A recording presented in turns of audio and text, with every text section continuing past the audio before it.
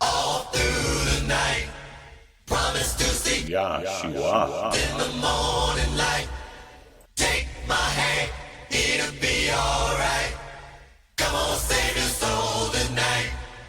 Thunder, all through the night, promise to see Yahshua. in the morning light. Take my hand, it'll be alright. Come on, save your soul tonight.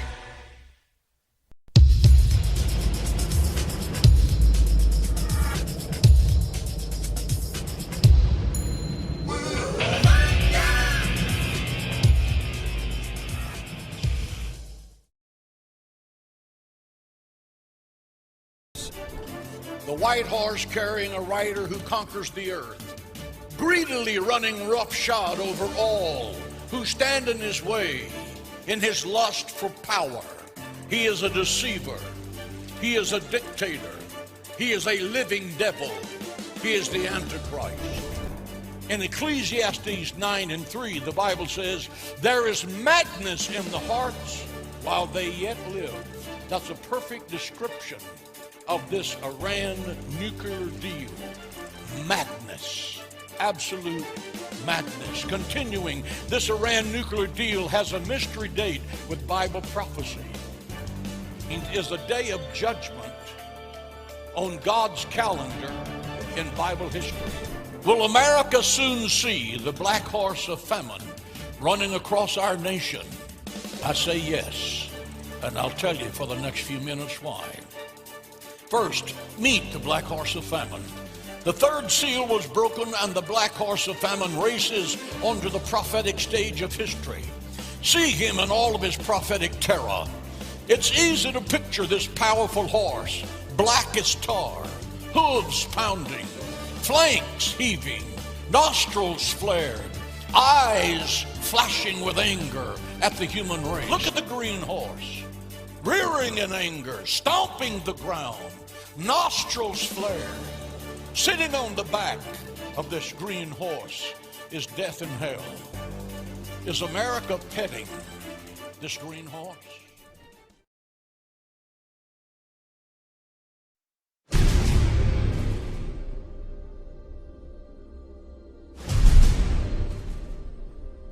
And I saw in the right hand of him who sat on the throne a scroll sealed with 7 seals. And I heard the voice of many angels around the throne.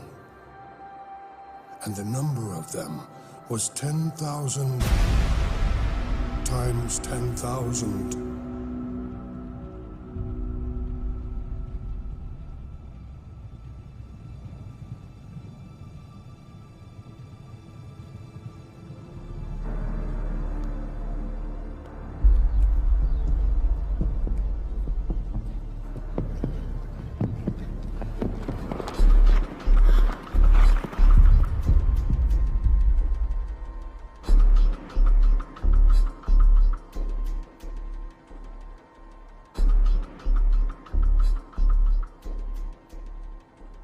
I saw the Lamb open one of the seals. Behold, a white horse. He opened the second seal. A horse fiery red went out. And a third seal, a black horse. And when he opened the fourth seal, behold, a pale horse, and he who sits on it is named Death.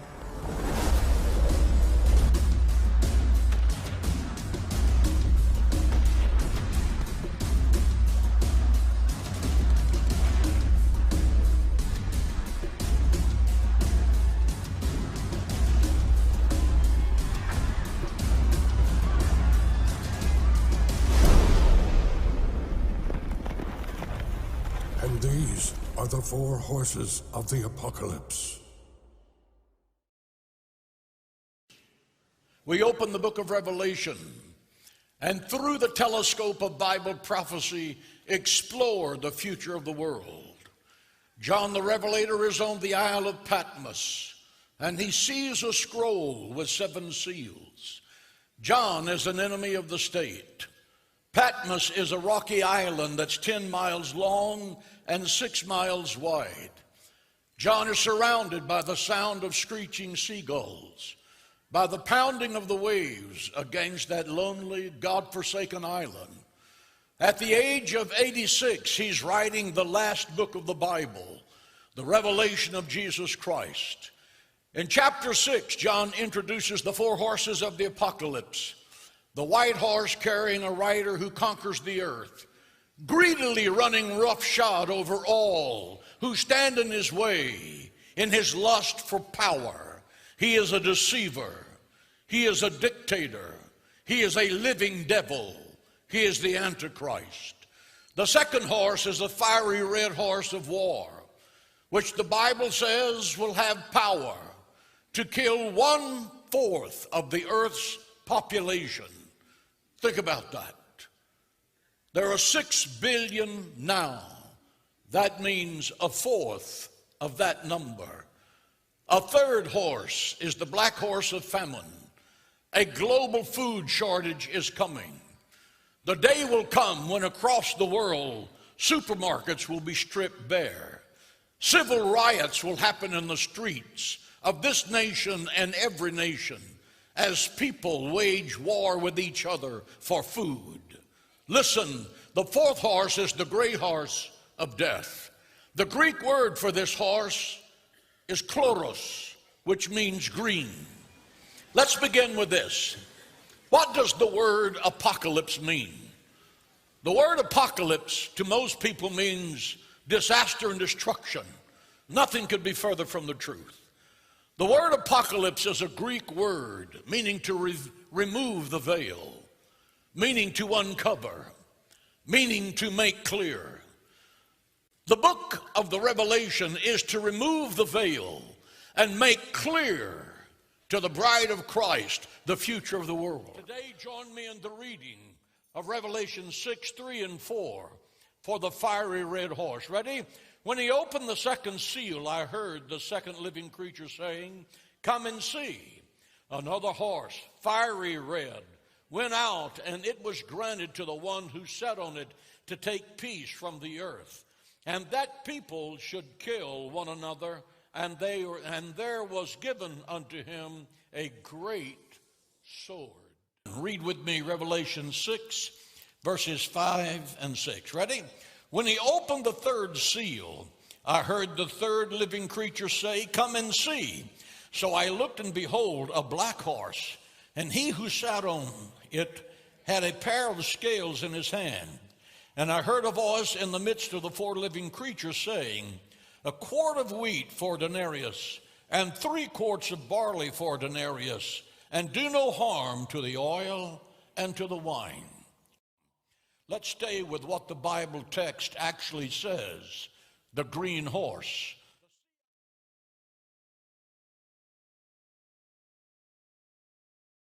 Revelation reads, so I looked, and behold, a green horse. Read with me Revelation, the 6th chapter, verses 7 and 8. Ready? And when he opened the 4th seal, I heard the voice of the 4th living creature saying, "Come and see." So I looked, and behold, a pale horse, and the name of him who sat upon him was Death, and hell followed with him. And power was given to them over 1/4 of the earth to kill with the sword, with hunger, with death, and by the beast of the earth. Read with me Revelation 6, 1 and 2. Ready? Now I saw when the Lamb opened one of the seals, and I heard one of the 4 living creatures say with a voice like thunder, "Come and see." And I looked, and behold, a white horse, and he that sat on it had a bow, and a crown was given to him, and he went out conquering and to conquer.